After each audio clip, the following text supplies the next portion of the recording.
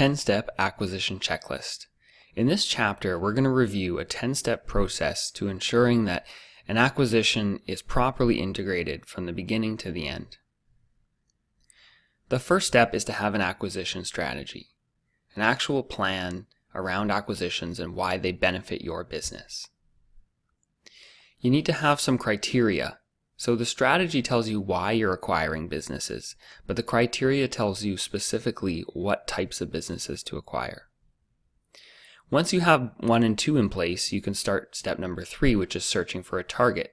You actually build a target list and go about finding these companies and reaching out to them. There should be a planning process once you've started searching and speaking with these companies to actually plan for this acquisition strategy.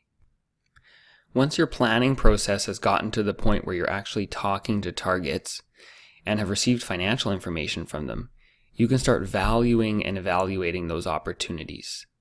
This is where you get into some real detail of financial modeling and valuation. After you've done your valuation and modeling of the business, you can start negotiating with the seller, trying to get the best price and make the acquisition as accretive to you as possible. Once negotiations are more or less complete and a price is agreed on, then a due diligence process begins. This involves confirming that the company's financials are as you expected them to be and that there are no hidden problems with the business.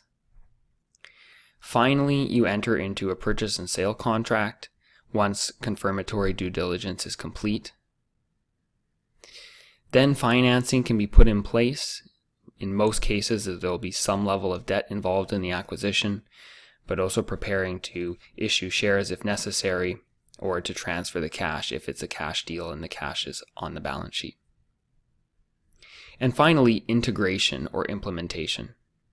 And in fact, number 10 opens up a new staircase. The integration staircase can be very long and very arduous. In fact, a lot of companies are probably over-optimistic about their ability to integrate businesses with their own. And what they thought were synergies may, in the short term, turn out to actually be increased costs, and hopefully over time get brought down and managed to really achieve the synergies that were hoped for. So this 10-step process should give you a pretty good idea of what it's like to work on mergers and acquisitions. If you're working in investment banking, you will be involved in various parts of this process, most heavily around valuation, negotiation, and actual closing of the deal. If you work in-house in corporate development for a company, you'll be involved in all 10 of these steps. So this is very important for most careers in corporate finance that touch on M&A.